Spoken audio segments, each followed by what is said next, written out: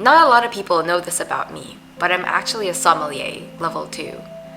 So what is the difference between a sommelier and a connoisseur? A connoisseur is basically somebody who appreciates something, like whether it's food, beverage, the arts, and they're an expert at it. But a sommelier is certified or qualified. So in wine, a sommelier gets the qualification through WSET, or Wine and Spirits Education Trust, WSET. In the Philippines, there are only 2 establishments or organizations that offer this qualification. It's a 3-day course, about 8 hours each, where you drink roughly about 30 to 40 bottles of wine equivalent. Some of those are actually pretty expensive wine. So at the end of the course, you have to take an exam, a written exam, and then if you pass, you get a pin and you get to call yourself a sommelier. Now, WSET has 4 levels. The first one is the introductory or the basic one, where if you pass it, technically you're allowed to serve alcohol in an establishment, right? Like you know enough about it, like how to handle it, how to store it. Level 2, on the other hand, allows you to procure wine for a particular establishment. So you can actually get sent to different countries to sample their wines and say, okay, these taste good, I want to bring some of these back. Level 3 allows you to teach other people. So our professor was actually a WSET level 3. Level 4 now means you're a winemaker. You can make wine once you achieve level 4. So unlike levels 1 and 2, you have to do a blind taste testing for levels 3 and 4. That means they actually give you 1 or 2 glasses of wine, and you have to give your tasting notes and be able to identify where what the grape variety is, where it grew, like the conditions of the region, and actually like pinpoint a specific country if you can.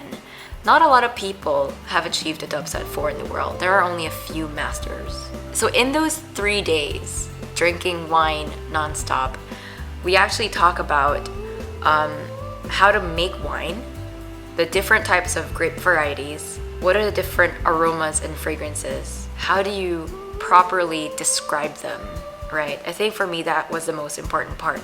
How do you talk about wine? There are 5 categories of wine. You have your whites, reds, rosé, sparkling, and sweet. So the grape variety of the white wines would be like Chardonnay, Sauvignon Blanc, Chenin Blanc, Pinot Grigio, stuff like that. Or even in Germany, you have Gewürztraminer. And for the reds, you have, something that everybody knows, Cabernet Sauvignon, Merlot, Shiraz, Grenache. For sparkling wines, everyone's familiar with the champagne, except champagne is specific to France. Italy also has its own sparkling wine, which is called Prosecco. For sweet wines, you have Semillon and also ice wine. Ice wine is specific to Canada, where they pick the grapes during winter, and it's affected by this particular bacteria that attacks the grape and dehydrates it, leaving only the sugars. And that's why it's a lot sweeter.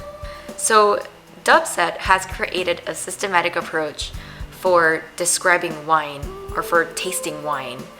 And it comes in 3 different dimensions. Number 1, the appearance of wine. So is it clear or hazy? This is very important, especially when you're opening a new bottle of wine. If a wine is cloudy, it's usually corky and it's bad. You have the right to return it and get a free replacement.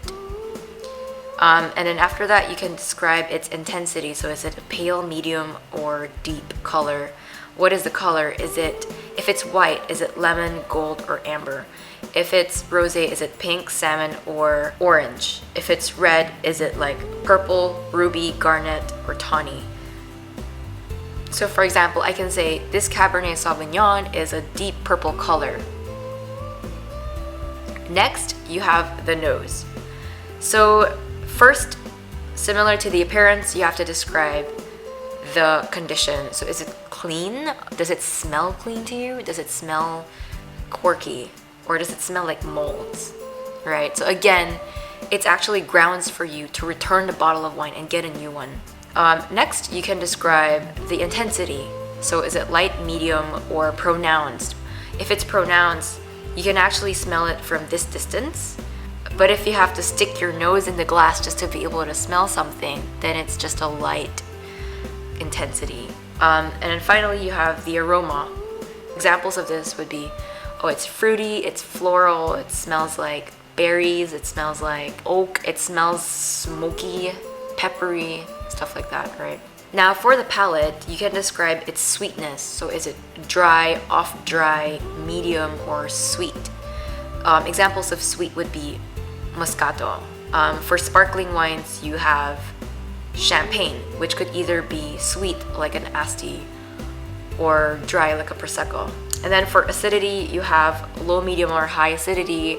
Tannins, low, medium, high tannin. Tannin is basically that taste or texture in your mouth or on your tongue that sort of makes you pucker up, right? Like it feels like it's dehydrating your tongue. That's what a tannin is.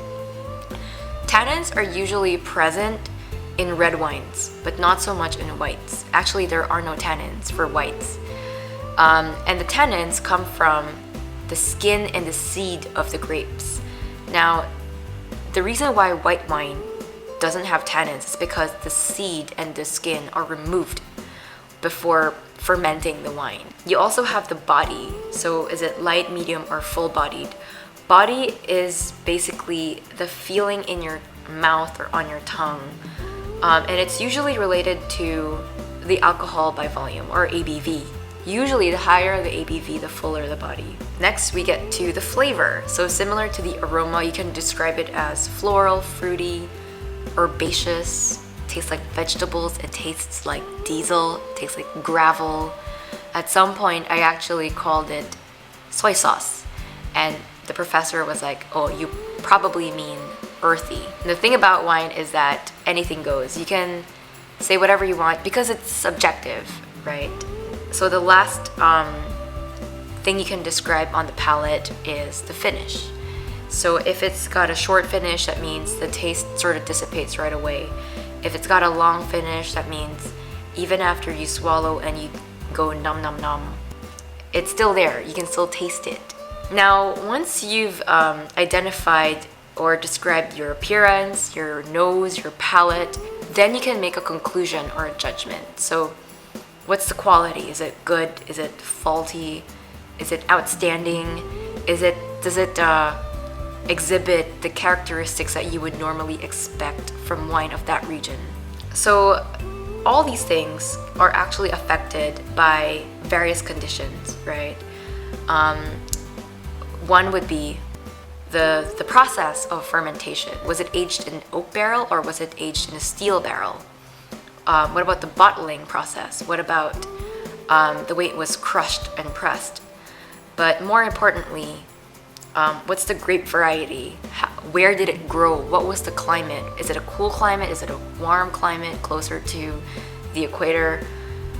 Did it get a lot of sun? Did it get a lot of water? What kind of soil was it? Was it loam or was it gravel? Because you get more complex flavors when you give the grape a hard time to grow.